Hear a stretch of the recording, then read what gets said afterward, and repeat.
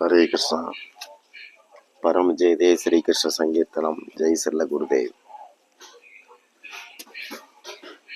ஸ்ரீமத் பாகவதம் தசமஸ்கந்தம் பார்க்கிறோம். அதில் கூடவே ஹரிவம்சத்தில் இருந்தும் சில சம்பவங்களை, தொடர்புடைய சில சம்பவங்களை பார்க்கிறோம். தானம் அப்படிங்கிற சம்பவத்தை பார்க்கிறோம். தேவரிஷி நாரதர் சத்யபாமா கிட்ட வந்து, உங்களுக்கு இப்போ ஒரு நல்ல சமயம் வந்திருக்கு, உங்க கணவர் உங்களோட அன்பா இருக்கணும் அப்படின்னு சொல்லி கேட்டிருந்தீங்க. அதுக்கு ஒரு பொருத்தமான நேரம் இப்போதான். உங்களுடைய பதி அதாவது கிருஷ்ணரை தானம் பண்ணிட்டீங்கன்னா அதன் பயனா கிருஷ்ணர் உங்ககிட்ட அன்பா நடந்துப்பார் அப்படின்னு சொன்னார். இப்பவே தீர்மானிச்சு சொல்றேன் அப்படின்னு சொல்லிட்டு பாமா கிருஷ்ணர்கிட்ட ஓடி போய் கிருஷ்ணர்கிட்ட கேட்குறா, எப்போ பார்த்தாலும் நான் உன்னுடையவர்னு சொல்றீங்களே, ஆனா அப்படின்னு இழுக்க, என்ன ஆனால் அப்படின்னு கிருஷ்ணர் சிரிச்சுக்கிட்டே கேட்குறார். அப்போ இவங்க சொன்னாங்க, நான் உங்களை தானம் செய்ய உரிமை உண்டா, ஒத்துக்குவீங்களான்னு கேட்டார். தாராளமா அப்படின்னு சொன்னார் கிருஷ்ணர். இப்போ பதிதான நிகழ்ச்சிக்கு ஏற்பாடாச்சது. நாரதர் மற்றும் எல்லா ராணிகளும் வந்திருக்கிறாங்க. எல்லார்ட்டையும் நேர்லயே பார்த்து பாமா பேசியிருந்தா. குந்தி தேவி, சுபத்ரா, திரௌபதி, காந்தாரி, திருதராஷ்டிரன், பாண்டவர்கள், விதுரர், பீஷ்மர், சிறுதஸ்ரவா, பீஷ்மகர், ருக்மி, சிசுபாலன், தண்டவக்கரன், துரியோதனன், இப்படி எல்லாம் வந்திருக்கிறாங்க. அப்போ அந்த கூட்டத்தில் நாரதரை வந்து பாமா முறைப்படி பூஜை பண்ணிட்டு விருந்து கொடுக்கிறார். கிருஷ்ணருடைய கழுத்துல நாரதர் ஒரு மாலை அணிவிக்கிறார். பாமா கொடுத்த மாலை. கற்பக மரம் பக்கத்துல கிருஷ்ணரை நிற்க வச்சாங்க. இப்போ அந்த மரத்தடியில் நின்றுட்டு தான சடங்கு ஆரம்பிக்குது. இமம் ஸ்வபதிம் நாரதாய பிரம்மபுத்திராய பிரததே அப்படின்னு சொல்லி தண்ணீரை தீர்த்தம் கையில் எடுத்து சங்கல்பிச்சு கிருஷ்ணரை வந்து நாரதர்கிட்ட தானம் செய்தார். கூடவே 1000 பசுக்கள், தங்க குவியல் கொடுத்தா. தேவர்கள்லாம் வாசுதேவனுக்கு ஜே அப்படின்னு சொல்லி கோஷம் கொடுக்குறாங்க. திசையெங்கும் இசை சப்தம். கொஞ்ச நேரம் ஆரவாரமாக இருக்குது. ஆரவாரம் குறையவும் நாரதர் தம்முடைய வீணையை எடுத்துக்கிட்டு அமைதியாக கிருஷ்ணர்கிட்ட வந்து, கேசவா, மகாராணி பாமா உங்களை எனக்கு தந்துட்டாங்க, நீங்கள் இப்போ என்னுடையவர், அதனால என் பின்னாடியே வாங்க அப்படின்னு சொல்லி நடக்க போறார். கிருஷ்ணர் உடனே ஆமா அது ரொம்ப முக்கியமாச்சு அப்படின்ட்டு அவர் பின்னாடியே போறார். அப்போ உள்ள போயிருந்த ராமா நாரதர்கிட்ட ஓடி வந்து, பதிதான சடங்கு நல்லபடியா நடந்துருச்சு, இப்போ அந்த பதிக்கு என்ன விலை அப்படின்னு சொன்னீங்கன்னா அதை கொடுத்து நான் மீட்டுக்குவேன் அப்படின்னு கைகூப்பி கேட்க, நாரதர் சொல்றார், தேவி நான் பற்றற்றவன், நீங்களே பார்த்தீங்க, நீங்க கொடுத்த தானத்தை பூரா அப்பப்போ தகுதி உள்ளவங்களுக்கு நான் கொடுத்துட்டேன், நான் ஒன்றும் வச்சுக்கல. உலகத்தில் இருக்கிற அத்தனை செல்வத்தையும் தரக்கூடிய கற்பக மரத்தை கிருஷ்ணரோட சேர்த்து தந்திருக்கீங்க, அந்த மரத்தை உங்களுக்கே நான் திரும்ப தந்துடுறேன், பிரசாதமாக ஏற்றுக்கங்க. ஆனால் எந்த சாதனைகளாலையும் கிடைக்காத பகவான் கிருஷ்ணரை நான் எப்படி திரும்ப தர முடியும் இப்படின்னு நாரதர் கேட்டார். சத்யபாமாவுக்கு அதிர்ச்சி ஆயிட்டு, அத்தனை பேருக்கும் குழப்பம், இது என்ன புது வம்பு அப்படின்னு பார்க்குறாங்க. எல்லாரும் இதை ஒரு சடங்கு உபச்சாரமாக பார்த்தாங்க. இது உண்மை நிகழ்வா அவங்க எடுத்துக்கல. இப்பன்னா விஷயம் வேற வடிவம் ஆகுது. அப்போ பாமா கேட்டா, நாரதரே, இப்படி ஒரு தானம் செய்யலான்னு நீங்க சொன்னீங்க, இதே போல உமாதேவி முந்தி பண்ணியிருக்கிறான்னு சொன்னீங்க, அதை நம்பித்தானே நானும் ஏற்பாடு செய்தேன் அப்படின்னு சொல்ல, இப்போ நாரதர், நான் ஒன்றும் பொய் சொல்லலை, உண்மைதான். தேவமாதா அதிதி கூட கசியப முனிவர் தன் கணவர் கசியபரை இதே மாதிரி தானம் செய்தாங்க. அவங்க என்கிட்ட பதில் விலையா கொடுத்தாங்க, குறைஞ்ச விலை தான். ஒரே ஒரு கன்று கூட, ஒரு கபிலா பசு மான்தோல், கொஞ்சம் எள்ளு இதெல்லாம் கொடுத்தாங்கன்னு நாரதர் சொன்னார். அப்போ பாமா நாரதர்கிட்ட 1,00,000 கபிலா பசுக்களை கன்றோட உமக்கு தர்றேன், 1000 மான்தோள்கள் தரேன், நிறைய எள் தங்க கோவி எல்லாம் தர்றேன் அப்படின்னு சொன்னான். இப்போ நாரதர் சொன்னார், எனக்குன்னு ஒரு குடிசை கூட கிடையாது, இதையெல்லாம் வாங்கிட்டு போய் நான் என்ன பண்றது? ஒருத்தன் ஒரு பொருளை பெற்றாச்சுன்னா அந்த பொருளை என்ன செய்யலாங்கிற உரிமை வாங்கினவனுக்கு வந்துடுது அப்படின்னு சொல்ல, பாமா ரொம்ப பயத்தோட, சரி உங்க கட்டளை என்ன செய்யணும் சொல்லுங்க அப்படின்னு கேட்குறா.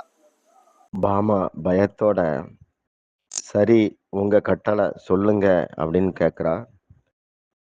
இனி என்ன ஆக போகுதோ அப்படின்னு அனைவருக்கும் மனசுல பயத்தால எல்லாருடைய மனதும் கடையப்பட்ட மாதிரி ஆயிடுச்சு. இப்போ நாரதர் சொல்றார், நான் விலை பேச விரும்பல, அது சரிப்படாது. அதே சமயம் தங்களுடைய துயரமும் என்ன திணற திணற வைக்குது. பேசாம ஒரு தராசு கொண்டு வாங்க, அதுல ஒரு பக்கம் இந்த சர்வேஸ்வரனை அமர செய்வோம், அவருக்கு சமமான செல்வத்தை எனக்கு கொடுத்து இவரை நீங்க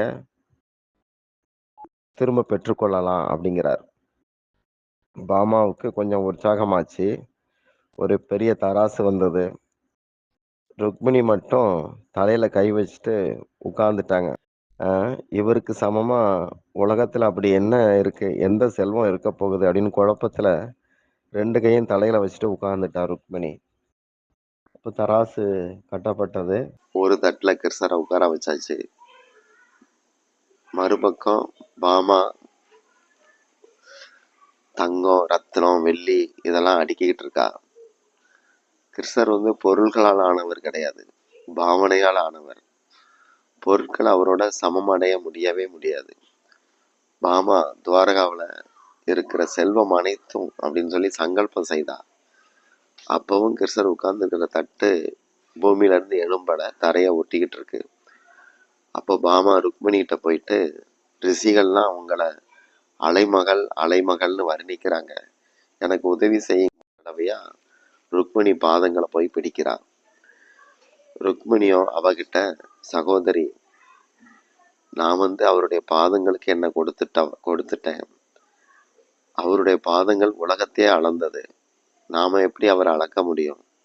கிரகண ஸ்நானத்துக்காக பிருந்தாவன வாசிகள் பக்கத்துல கூடாரம் போட்டு தங்கி இருக்கிறாங்கன்னு கேள்விப்பட்டேன், அவங்கள கூட்டிட்டு வரலாம், அதுதான் சரியான உபாயம்.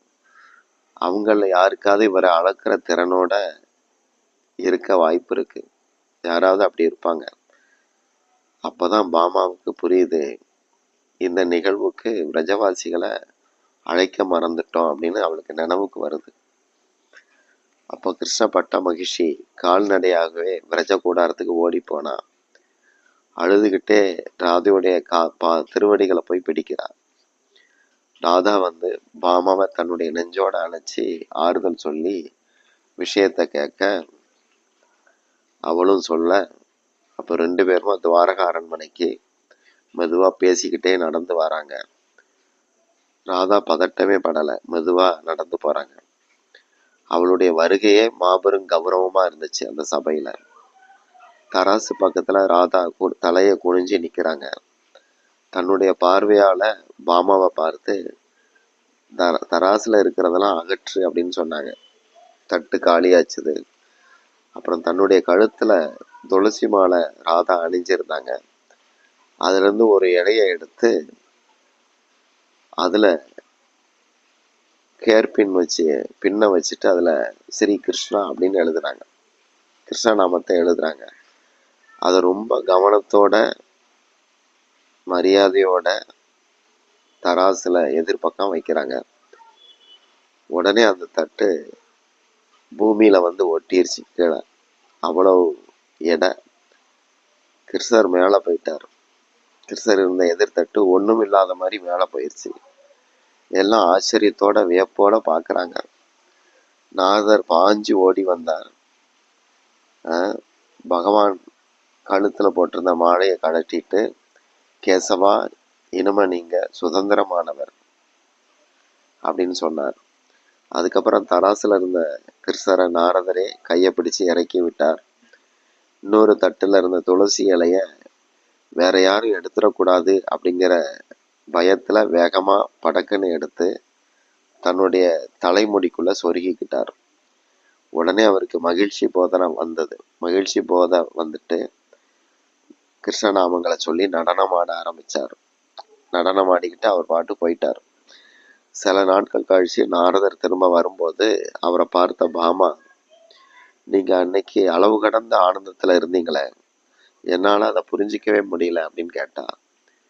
அப்ப நாரதர் சொன்னார், ஸ்ரீ கீர்த்திதா குமாரி ராதையுடைய சொரூபந்தான் அந்த துளசி இலை.